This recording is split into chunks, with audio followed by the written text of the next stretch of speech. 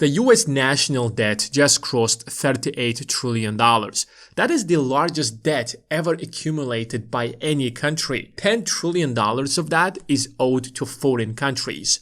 That obligates the United States to pay almost $400 billion in interest to China, Japan, the UK, but most of that debt is held by hedge funds, large banks, and Wall Street. Whether you like it or not, the US government is taking 23 cents out of every dollar that you pay in taxes and pays it in interest to Wall Street. You did not ask for this debt. This debt wasn't taken to make your life better, but you are already paying the price of that debt.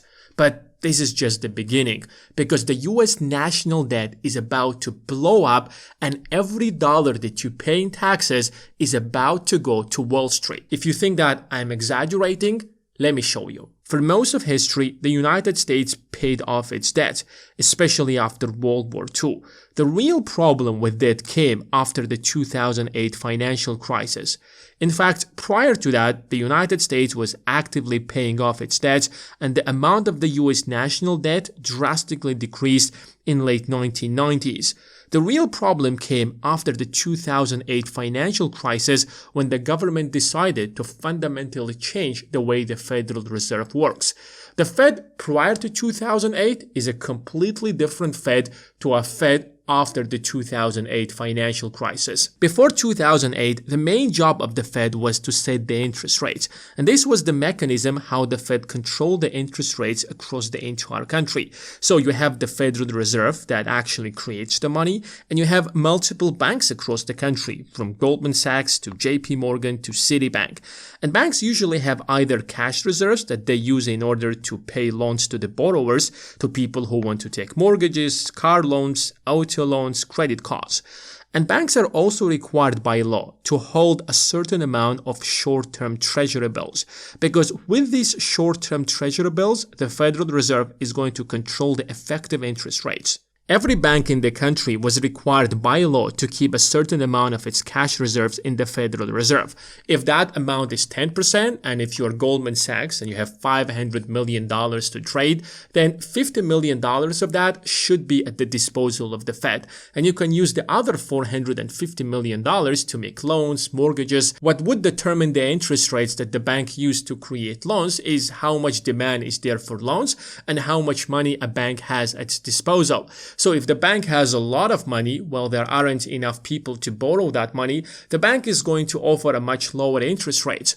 On the other hand, if there are a lot of people who want to borrow money, but the bank has very little cash at its disposal, then the bank is going to charge a much higher interest rate because there is a huge demand and very little cash in the economy.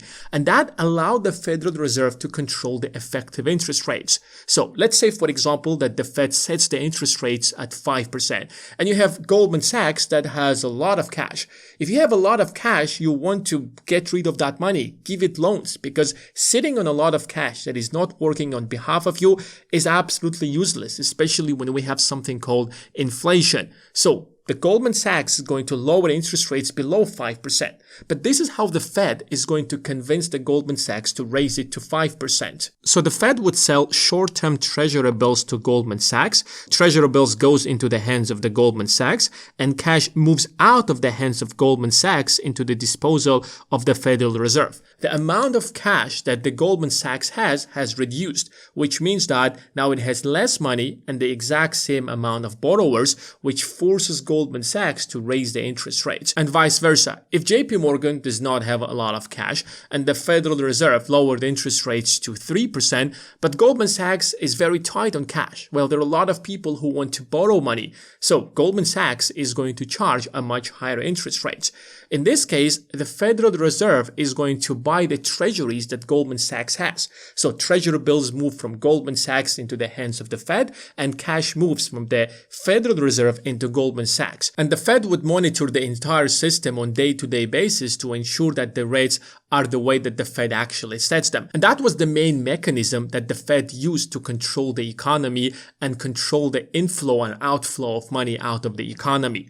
But in 2008, the crisis was so big, so disastrous that the entire government simply changed the way the Fed works. The first major change that they have done is that they allowed the Federal Reserve to own different kind of securities. Besides short-term government bonds, the Fed can now buy long-term government bonds, 10-year government bonds, 30-year government bonds, mortgage-backed securities.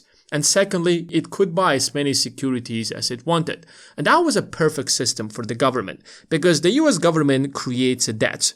But the Fed is not allowed to directly buy these government bonds from the government. These government bonds are sold in the open market to either large banks or large investors. These investors would gladly buy these government bonds from the US government because they know that they can sell them to the Federal Reserve at a profit. So the US government just raised the money, banks and investors made money because they took the government bonds, they paid the cash to the US government, turned around, sold it to the Federal Reserve and made a profit out of it. And where does the Fed get the money from? Exactly, it prints that money. It's basically a never-ending cycle of how the US government raises money from the banks and investors. And banks and investors are happy to do that, and this system allowed the US government to borrow basically unlimited amount of money. And that's why if you look at the balance sheet of the Fed, suddenly you realize that in 2008, the total amount of assets was about $800 billion. By April 2022, it has increased to $9 trillion, which is why the US national debt since then has skyrocketed to about $38 trillion. That is genius. The US government creates the debt, sells it to investors such as banks. The banks buys them knowing for a fact that they can take this bond and sell it to the Federal Reserve. The Fed prints money, creates money out of thin air, buy this government bond. The bank made a profit, the large investor made a profit, and the US government raises money, as much money as it wanted. Brilliant. Everybody wins. Except you. The second major change that they have made is that they allowed the banks to earn interest if they keep their reserve at the Federal Reserve. So every single major bank had to keep a certain amount of their reserves in the Federal Reserve, and they wouldn't actually generate any interest. It was required by law to do that to ensure that you have a certain amount of your money as reserves in the Fed. But from now onwards, since 2008, if you keep your reserves at the Federal Reserve, the Fed is obligated to pay you interest. And where do you think the Fed is going to get the money from to pay you interest? It will just create money out of nothing and will pay you interest. This is a perfect system for the banks. They no longer have to create attractive loans, attractive mortgages. They don't even have to pay you interest for keeping your money in the bank because they will keep generating interest as long as they keep their money in the Federal Reserve. That motivated all the banks to keep most of their reserves at the Federal Reserve and generate interest. Now they have made money by keeping their money at the Fed. They can use that money to buy more government bonds. When they buy those bonds, they can sell them to the Federal Reserve. The Fed will create money and will pay the banks and the investors. So banks and investors are again making money.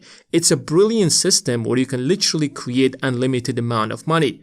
What about the borrowers? What about you and me? What if we don't have the money? What if we are struggling financially? Well, if the economy is struggling, if the rest of the people are struggling, it doesn't matter. If the borrowers can't actually borrow money because they don't have the money to pay the interest, the banks are still going to make money. The Fed can still print money, and the US government can continue raising money no matter what is happening to the economy. It's a perfect system that benefits the ultra rich, that benefits the US government, and benefits Wall Street. But the system has its flaws as well. The system only works as long as there is no hyperinflation.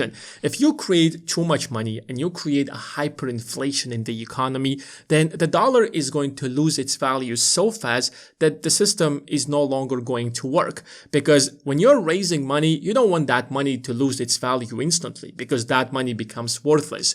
If you're a large financial institution or a bank and you're making a profit, you want that profit to hold its value unless you're going to spend it. If that money is going to instantly lose its value due to hyperinflation, then the entire system that the US government has created is going to collapse.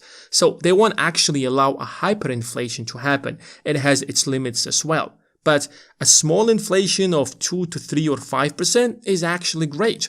When you have small inflation, the value of the previous debt is going to be devalued, and that helps the US government to pay off its previous debts. A small inflation is also going to increase prices across the country or across the products. So if you are an employer, if you are a bank, if you hold a lot of assets, the value of your assets are going to increase. But the paychecks of the average people aren't going to increase.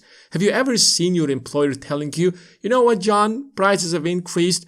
How about we actually increase your paycheck? That actually never happens, and nobody is going to do that. So your paycheck stays here, inflation keeps happening, so the prices of assets keeps rising, the rich get richer, the investors get richer, it makes it easier for the US government to pay off its previous debts, while you're the only one who is going to suffer, because at the end of the day, who is going to pay that debt?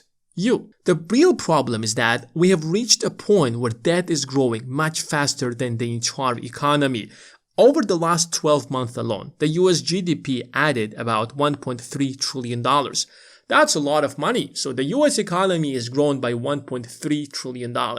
But we have reached a point where over the last 12 months alone, the US debt has increased by $2.17 trillion. So the US debt right now is growing much faster than the US GDP. Is the national debt a danger to the economy, in your view? In the long run, the U.S. is on an unsustainable fiscal path. The U.S. federal government's on an unsustainable fiscal path, and that just means that the debt is growing faster than the economy. I have the sense this worries you very much.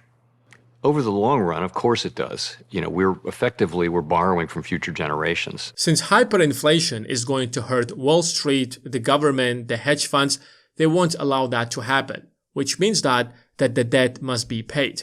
And if you look where the US government mostly raises its money, you quickly see that it is individual taxes and payroll taxes. Yes, corporations make up a huge percentage of the US economy, but they pay very little in taxes to the US government. Most of the taxes is being paid by the average Joe, by the average person. So if right now 23 cents out of every dollar that you pay in taxes is paid in interest payments, in a few years from now, that number is going to be 40%, 50%, and then probably literally in 20 years from now, every single dollar that you pay in taxes to the government will be taken and will be paid in interest to Wall Street. That is the trap that the US government has fallen into. There are two ways to fix this problem. The first one is to raise taxes. So instead of paying 30% in taxes, you will be paying 40%, 50%, well, maybe even up to 70 or 80% in taxes, just like it was back in 1960s and 70s. The second way to fix the problem is to cut spending. And the first cut in spending will be on the average people. The US government is literally right now shut down just because they want to cut spending on healthcare benefits to the average American.